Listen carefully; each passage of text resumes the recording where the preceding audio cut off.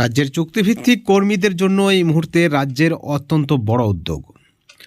রাজ্যে যে সকল চুক্তিভিত্তিক কর্মী কাজ করেন তাদের পরিবারের ভবিষ্যৎ কী হবে, তারা যৎসামান্য বেতন পায় এবং তারা যে ডিউটি করে একজন সরকারি স্থায়ী কর্মচারীর সমান, কিন্তু তারপর তাদের ভাতা হয় 10,000 টাকা, 12,000 টাকা।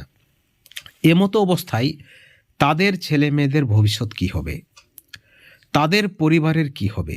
কারণ চুক্তিভিত্তিক যারা কর্মী রয়েছেন, শিক্ষাকর্মী রয়েছেন, চুক্তিভিত্তিক শিক্ষক রয়েছেন, তাদের ছেলেমেয়েরাও কিন্তু অনেক মেধাবী।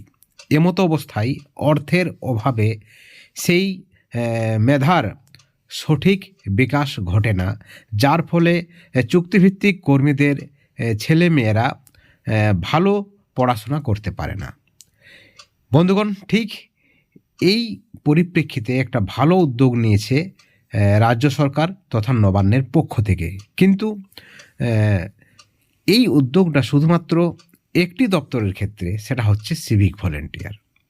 আপনারা সকলে জানেন এই মুহূর্তে রাজ্যে যে সমস্ত চুক্তিভিত্তিক শিক্ষক শিক্ষাকর্মী রয়েছেন, সেখানে পার্শ্ব শিক্ষক থেকে শুরু করে এসএসকে এমএসকে থেকে শুরু করে শিক্ষাবন্ধু থেকে শুরু করে পৌরসভা মাদ্রাসার যে সকল কর্মীরা রয়েছেন, তারা এই মুহূর্তে সরকারের কাছে একটাই আবেদন করছেন, তাদের দাবিপত্র তারা তুলে দিচ্ছেন, সরকারের দৃষ্টি আকর্ষণ করার চেষ্টা করছেন যে তাদেরকে একটা উপযুক্ত ভাতা বা বেতন দেওয়া হোক।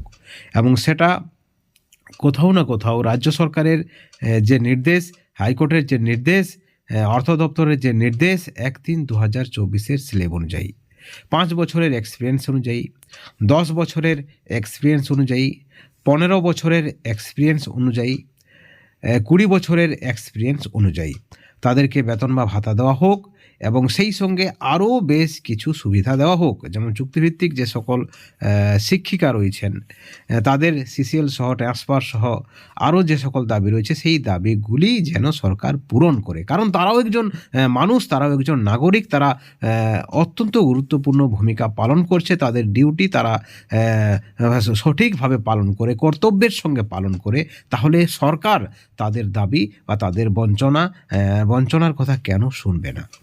বন্ধুগণ, আপনারা জানেন সিভিক ভলেন্টিয়ার আরজি কর মামলায় সিভিক ভলেন্টিয়ারের নাম জড়ায় এবং তারপরেই সিভিকদের নিয়ে সুপ্রিম কোর্টে ভর্ৎসনা শুনতে হয় রাজ্যকে।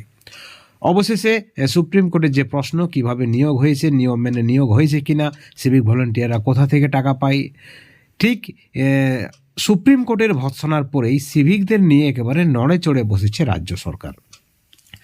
সিভিকদের জন্য 3 মাসের প্রশিক্ষণ এবং সিভিকদের জন্য বেতন কাঠামো করছে রাজ্য সরকার বা নবান্ন, তেমনটাই কিন্তু খবর রয়েছে। এবং ঠিক একই সঙ্গে আরও একটি বড় খবর উঠে এসেছে যে সিভিক ভলেন্টিয়ার যেহেতু 10,000 টাকা পায়, তাদের বেতন বা ভাতা অত্যন্ত কম। এমতো অবস্থায় তাদের পরিবার চলবে কিভাবে, তাদের ছেলেমেয়েরা পড়াশোনা করবে কিভাবে, তার জন্য নবান্নের যে চিন্তা ভাবনা, সূত্র মারফত যে খবর রয়েছে যে সিভিক ভলেন্টিয়ারদের ছেলেমেয়েরা 25,000 করে টাকা পাবে। অর্থাৎ সিভিক ভলেন্টিয়ারদের ছেলেমেয়েরা যাতে উপযুক্ত শিক্ষায় শিক্ষিত হয়, তাদের মেধার যাতে অপমৃত্যু না ঘটে, তার জন্য 25,000 করে টাকা পাবে। ভালো কথা। সিভিকদের বেতন বৃদ্ধি হোক, সিভিকদের বেতন কাঠামো হোক, সিভিকদের উপযুক্ত প্রশিক্ষণ হোক, কারণ তারা গুরুত্বপূর্ণ দায়িত্বে থাকেন। তারা যে দায়িত্ব পালন করেন তাতে কিন্তু একটা প্রশিক্ষণের জরুরি রয়েছে প্রশিক্ষণের। তো সরকারের চিন্তাভাবনা রয়েছে, ঠিক আছে, তাদের ছেলে মেয়েদের জন্য চিন্তাভাবনা রয়েছে, ঠিক আছে। ইতিমধ্যে আপনারা জানেন সরকার একাধিক দপ্তরে বেতন বৃদ্ধি করেছে, আইসিটি কর্মী থেকে শুরু করে বিএসকে থেকে শুরু করে। কিন্তু চুক্তিভিত্তিক শিক্ষক বা শিক্ষাকর্মী বা কর্মী যারা রয়েছেন, তাদের আরও একটি বড় দপ্তর রয়েছে, সেটা হচ্ছে পার্শ্ব শিক্ষক, এসএসকে এমএসকে, শিক্ষাবন্ধু, ভোকেশনাল টিচার, পৌরসভা মাদ্রাসার অনেক শিক্ষক। তাদের মধ্যে সংখ্যা সব থেকে বেশি রয়েছে পার্শ্ব শিক্ষক এবং এসএসকে এমএসকে। তারা কিন্তু রাস্তায় নেমেছেন, তারা কিন্তু মুখ্যমন্ত্রীর দরবারে তাদের দাবিপত্র পৌঁছে দিয়েছে। তারা অনেকেই রয়েছেন যে প্রায় 20 বছর ধরে শিক্ষকতার কাজ করছেন বা শিক্ষাকর্মীর কাজ করছেন, কিন্তু তারপরও আজকের দিনে বর্তমানে একজন পার্শ্ব শিক্ষকের বেতন 10,000 13,000 টাকা, এসএসকে এমএসকেদের বেতন 13,000 টাকা। অর্থাৎ এই যে টাকা, এই টাকায় কি একটা সংসার চলতে পারে?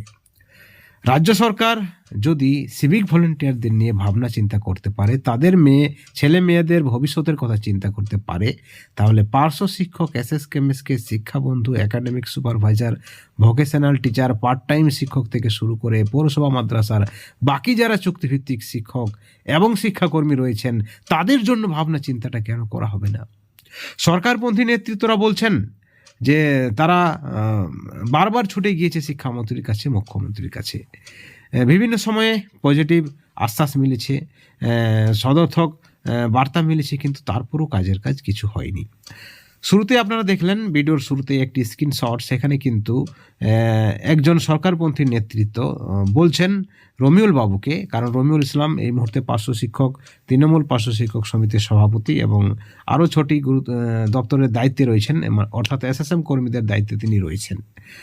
তাকে তিনি বলছেন ঠিক রাত 12টায় গভীর চিন্তায় রয়েছেন পার্শ্ব শিক্ষকের নেতৃত্ব, যে অবশ্যই পার্শ্ব শিক্ষকদের বেতন বৃদ্ধি করতে হবে। রমিউল ইসলাম, আপনি যারা নেতৃত্ব রয়েছেন, যারা পজিটিভ চিন্তা ভাবনা করছেন, তাদেরকে নিয়ে একটা এগিয়ে চলুন এবং সরকারের কাছে তাদের বেতন বৃদ্ধির দাবিটা রাখা হোক, যাতে করে পার্শ্ব শিক্ষকদের বেতনটা বাড়ে। এবং সেখানে আপনারা দেখলেন স্ক্রিনশটে আপনারা দেখলেন যে রমিউল ইসলাম লিখেছেন অবশ্যই, অর্থাৎ সরকারের পজিটিভ মনোভাব রয়েছে, সরকারপন্থী নেতৃত্বরা বারবার বলছেন। এবং সেখানে সরকারপন্থী নেতৃত্বরা পুজোর আগে একটা ভালো খবর দিতে চেয়েছিলেন, যদিও সেই খবর ফলপ্রসূ হয়নি বা সেই খবর সঠিক হয়নি, সেটা স্বপ্নই থেকে গেছে। কিন্তু পার্শ্ব শিক্ষক বা আরও এসএসকে এমএসকে বা আদার্স যে সকল চুক্তিভিত্তিক শিক্ষক বা শিক্ষাকর্মী বা কর্মীদের সংগঠনের সরকারপন্থী নেতৃত্ব যারা রয়েছেন, তারা কিন্তু মনে করছেন যে এবার তাদের দাবি পূরণ হবে। সব কিছুই প্রায় রেডি রয়েছে, যে কোনো সময় ভালো খবর আসতে পারে। আপনারা দেখেছেন ইতিমধ্যেই পার্শ্ব শিক্ষক সংগঠনের পক্ষ থেকে, বঞ্চিত জয়েন্ট ফোরামের পক্ষ থেকে রাস্তায় নামা হয়েছিল, সেখানেও কিন্তু মুখ্যমন্ত্রীর দৃষ্টি আকর্ষণের জন্য তারা তাদের দুরবস্থার কথা তুলে ধরেছেন, যে দিদি আমাদেরকে বাঁচান। অর্থাৎ সব নেতৃত্বরাই কিন্তু চেষ্টা করছেন এবং যে খবর রয়েছে খুব শীঘ্রই এসএসএম কর্মী, চুক্তিভিত্তিক শিক্ষক শিক্ষাকর্মী বা আংশিক সময় যারা টিচার রয়েছেন বা ভোকেশনাল টিচার রয়েছেন, এসএসকে এমএসকে রয়েছেন, পার্শ্ব শিক্ষক রয়েছেন, শিক্ষাবন্ধু রয়েছেন, সকলের জন্য সরকারের একটা পজিটিভ চিন্তাভাবনা রয়েছে এবং সেই চিন্তাভাবনা মতোই কিছু না কিছু একটা ভালো খবর আসার সম্ভাবনা রয়েছে। কারণ আপনারা দেখলেন সিভিকদের জন্য যে চিন্তাভাবনা, সেখানে কিন্তু বাকিদের জন্য এই ধরনের পজিটিভ চিন্তাভাবনা রয়েছে রাজ্যের, তেমনটা কিন্তু খবর রয়েছে। এখন দেখার বিষয় যে জিও কবে ঘোষণা হচ্ছে। চুক্তিভিত্তিকদের প্রত্যেকটা আপডেট আপনারা এই চ্যানেলে পাবেন, অবশ্যই চ্যানেলে নজর রাখবেন। ভালো থাকবেন, সুস্থ থাকবেন। Thank you so much.